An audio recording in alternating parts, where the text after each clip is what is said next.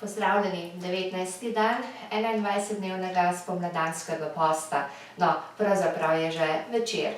In dokaz, kako je lahko seveda vztrajnost med postenjem tudi na preizkušnji. Danes sem dejansko komaj uspela se postaviti na hitro pred kamero, v kopici nekih drugih obveznosti.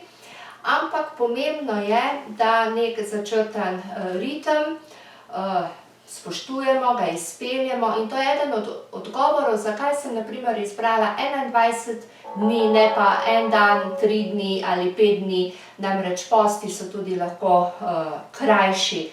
Zelo namreč treniramo tudi našo psihofizično pripravljenost, vztrajnost, osredotočenje in prav posebne vrste trening je, da sem se tokrat namesto pisanja dnevnika in pisanja knjige kot oktobra lani lotila priprave teh kratkih javljanj v okviru YouTube portala Razstrupi se in prisluhni si.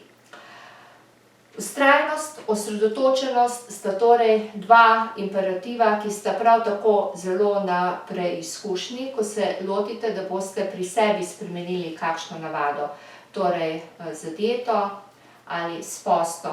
To je tudi eden od razlogov, da v teh dneh vabim k vpisu na 21-dnevni komunikacijski trening. Namreč, če sistematično vsak dan počneš nekaj po nekem vnaprejšnjem ritualu, ti to pride, bi rekli psihologi, že v podzavest. Nadjaz, superjaz, začnemo že nekaj avtomatično izvajati, brez da bi obremenjevali naš in zavest in se umsko-racionalno ubadali, kaj je naš naslednji korak.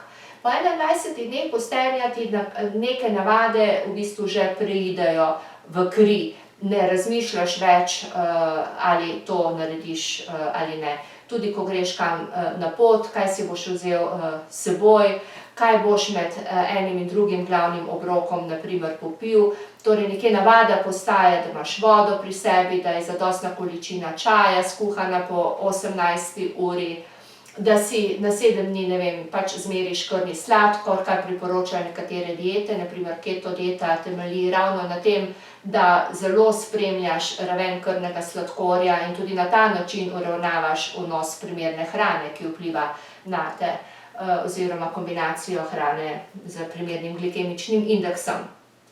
Pomembno je torej, da med postenjem čim več stvari sčasoma rutiniziramo, da postanejo nekako samoumevne in da tudi čas samega posta nam ne jemlje dodatno energijo, ampak nekaj počnemo mimogrede, po nekih drugače vzpostavljenih vzorcih.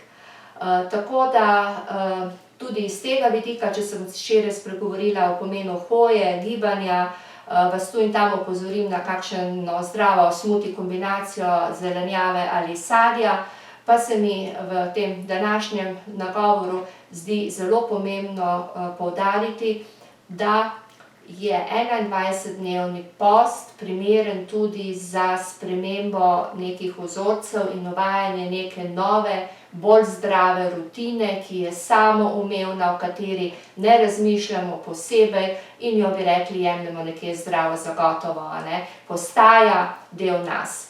No, in 21 dni je resnično dovolj dolgo obdobje, da to tudi naredimo. Do slišanja jutri, 20. dan, predzadnji dan 21-dnevnega spomladanskega posta, ki ga tokrat izvajam s pomočjo sadnih zelenjavnih smutijev, s postopnim prehajanjem zdaj seveda v zadnjem tednu tudi že na oblike trde hrane, predvsem pripravljene v voku, predvsem s poudarkom na različnih solatah. Skratka, v primerjavi s prvim postom lahko rečem, da se počutim dosti bolje, da je telo v dosti manjšem stresu in da je vse skupaj samo potrdilo, da tudi 1. oktobra prihodnje leto 2022 krenem dalje, takrat z jesenskim postom. Do slišanja in snidenja jutri, če še niste, prijavite se na portal Razstrupi se in prisluhni si. Srečno!